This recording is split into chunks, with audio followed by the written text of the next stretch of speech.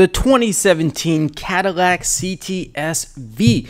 Cadillac has finally built what it considers to be the ultimate luxury high-performance sedan that can effectively take on the best coming from Germany, and I have it for you today. Welcome to CarBuzz Unboxing Review. So this is one of those cars that I have been really anxious to check out, and I want to talk to you all about this today because, well, in my opinion, Cadillac has done it. They have finally built something that can take on the best from Germany, including the BMW M5, the Mercedes-AMG E63, in even the Porsche Panamera. Yes, this third-generation Cadillac CTS-V is that good. So the first generation Cadillac CTS and subsequent high-performance versions CTS-V was a good car, but it still didn't quite hit all of its targets. Now, the second generation model, which I'm also a huge fan of, was and still is a great car, but it just sort of lacks some of the refinement that was coming out of Germany. But it is this third generation model that it just finally nails it. And I'll talk to you more about the details inside and out throughout the review. But before I go any further, I want you to hear its engine. I'm going to tell you about that in just a moment.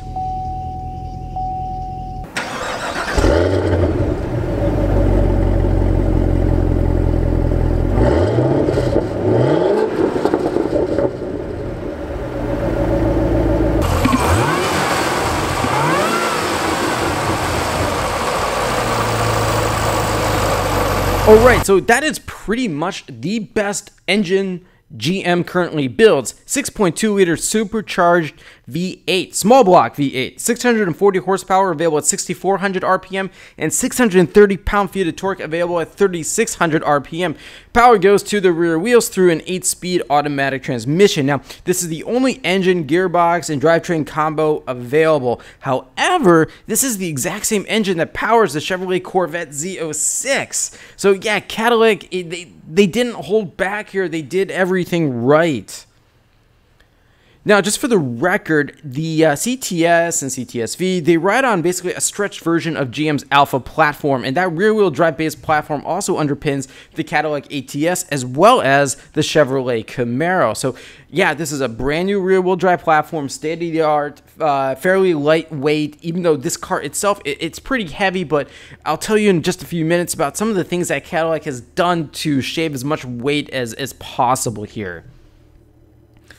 And this exterior design, I think it's just, it's a winner. This particular one is painted crystal white tri-coat.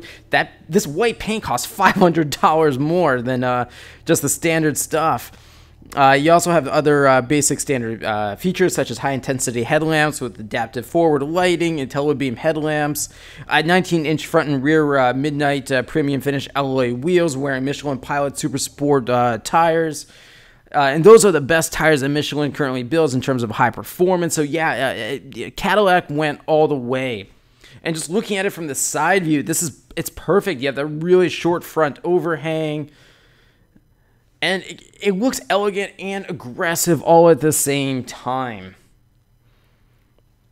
And I love it how it has the black wheels against the white exterior paint. I think this is probably a color combination I would consider for myself. And also notice the front mesh grille there. Now, the mesh grille design is something that the V models get from Cadillac, as opposed to more of the conventional front grille design. It's just sort of one of the little styling traits they wanted to give the V models, and I think it looks really good. And also notice that the Cadillac emblem, it doesn't have the wreath going around it anymore. And that's something Cadillac ditched about a year or so ago, and I think it looks so much better. The wreath going around that Cadillac emblem there, it kind of made it look old-fashioned. It reminds you of the days of, well, the old Cadillac DeVille and all those other land yachts. But this is just the complete polar opposite here.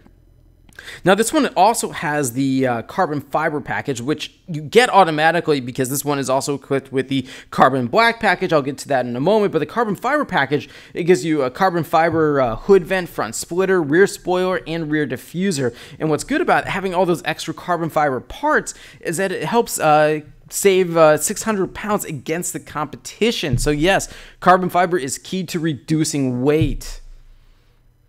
And all those, the vents that you see there, as well as the one on the hood, again, carbon fiber, and right behind the front wheels here, those are not just for show. This engine needs to get rid of heat and cool off.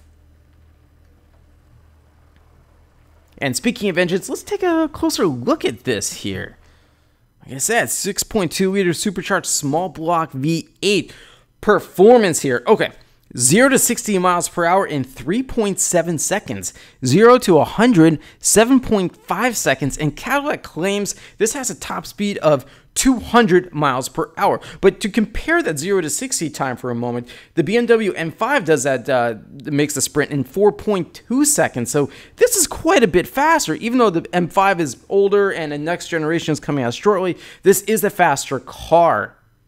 Now, the Dodge Charger SRT Hellcat, which I recently did an unboxing review of as well, will make that 0 to 60 sprint in about 3.4, 3.5 seconds. So this isn't all that different here. It's really equivalent. But the difference between the Charger Hellcat is that is a muscle sedan, and this is a high-performance luxury sedan. I said in that review of the Charger Hellcat, it's not so much a luxury car. It's a premium car, but it's not luxury, whereas the CTS-V here is a luxury because just look at this interior. What do we got here? It is jet black interior with Recaro high-performance seats with suede microfiber inserts that cost an extra $2,300. There's also a suede microfiber steering wheel and shifter, $300 extra right there.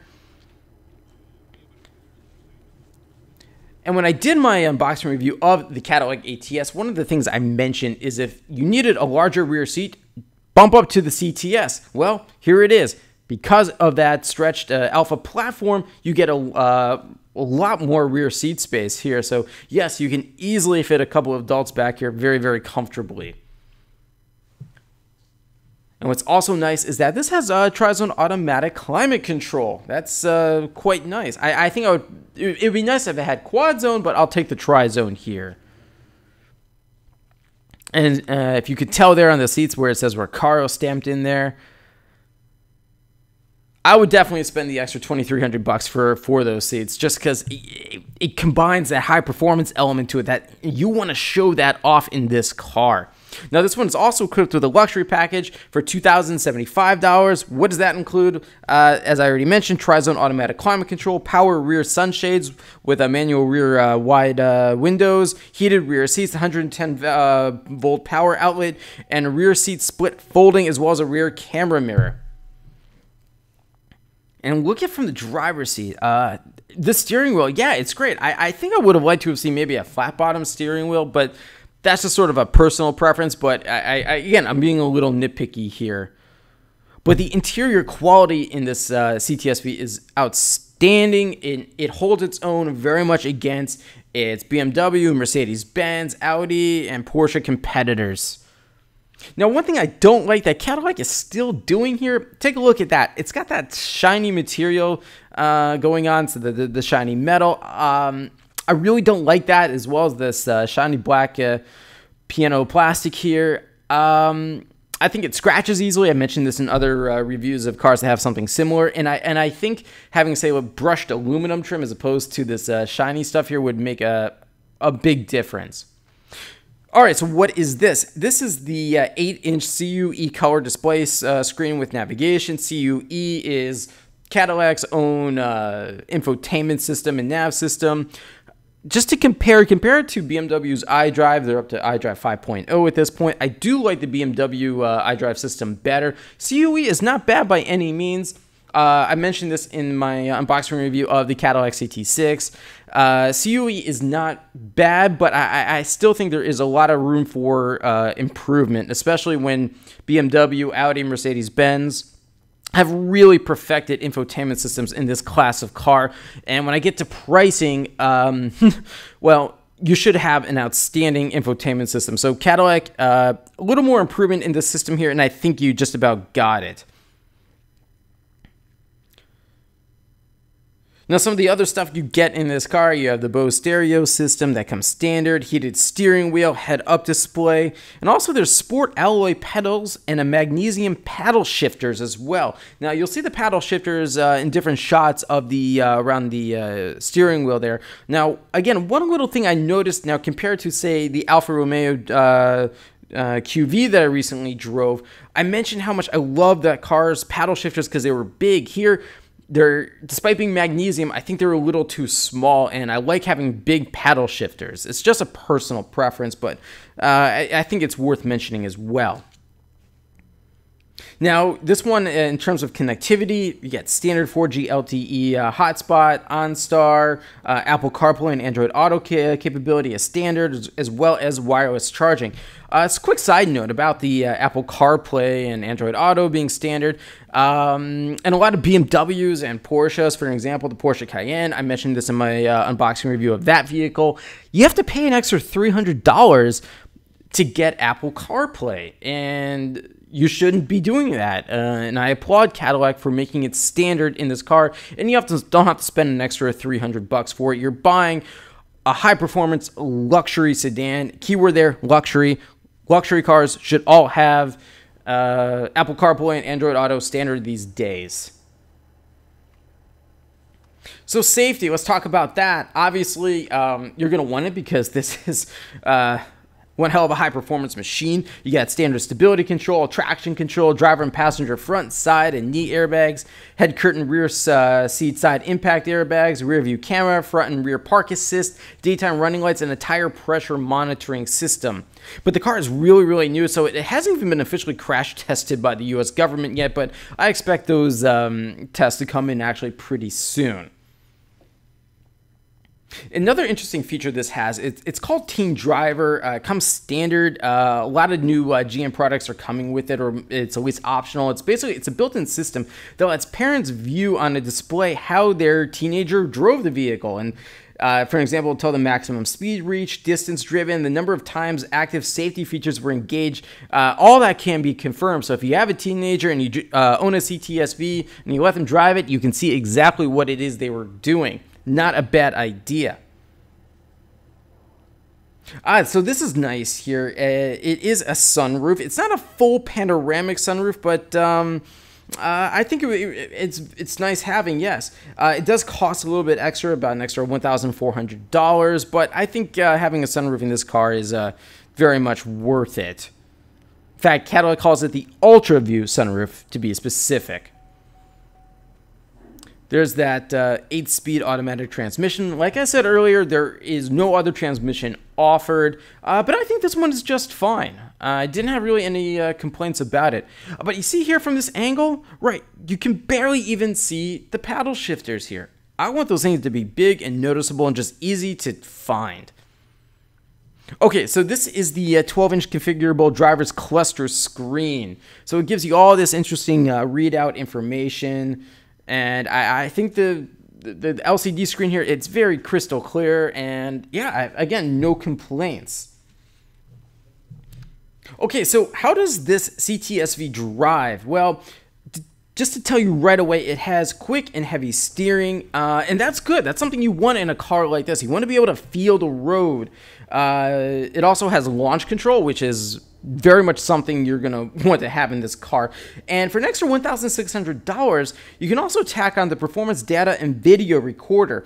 What that's really good to have is that it allows the driver to capture their performance metrics, high definition video, and in-cabin audio in real time. It also has a front view camera that captures each curve and track straight away, and when parked, it lets you watch and analyze your driving performance on the main screen. And the recordings can also be downloaded to a laptop or a desktop to evaluate your as well as the vehicle's performance, and you can make comparisons to improve your performance as well. So yes, this is very much designed for the track. Now, it also has magnetic ride control, which is one of the best systems on the market. In fact, the Ferrari 488 has a very similar version of the same system. It also has a limited slip differential and electrically assisted power steering as well.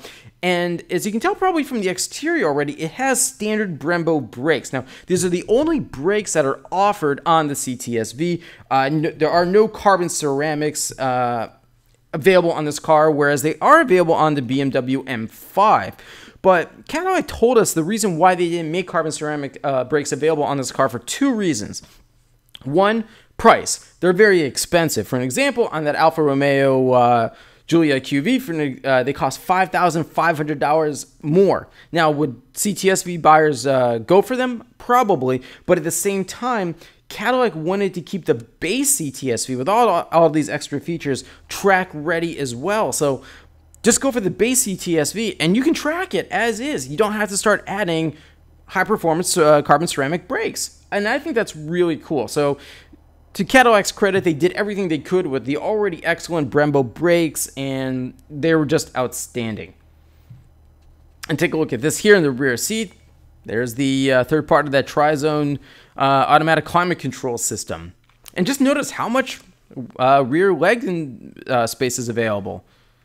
It's just a very, very comfortable car overall. And, yes, when you do have a child seat back there, I do recommend strapping that child seat in place. Otherwise, bad things will happen. And another advantage to having a full-size sedan like this, you just get a really big trunk. All right, so let's talk about pricing here. Now, the base price of the CTS-V is $86,590. Our tester with all the options, actually $23,000 worth of options, plus a $995 destination fee and a $1,000 gas guzzler tax. Grand total, $109,610. Yes, you're going to have that gas guzzler tax because it only gets 14 miles per gallon in the city, 21 on the highway, and a combined 17. What can you expect from a vehicle that weighs just over 4,100 pounds? What's the competition here? Well, as I already mentioned a couple times, the BMW M5. There's also the BMW M6 Grand Coupe. Those two BMWs are built on the exact same platform. The Porsche Panamera Turbo and Turbo S, Audi RS7, Mercedes AMG E63. I also tossed into that mix the Lexus GSF and the Maserati Ghibli as well. Now, the Dodge Charger SRT Hellcat, yes, that also has a supercharged 6.2-liter V8 engine. The Charger Hellcat begins at $66,000, whereas this one is at, well, quite a bit more. So what do I like? It's awesome. Such incredible power, and it drives and handles wonderfully. Don't I like? The steering and feedback can be a little light at times, and yeah, this car is, it's pretty expensive. But just looking at it from this exterior, I can't find a bad angle on it. I just love it. So I'm out of time for today. Thanks for watching, everyone. Any more questions for me, just leave them in the comment section below, and be sure to check out my next unboxing review.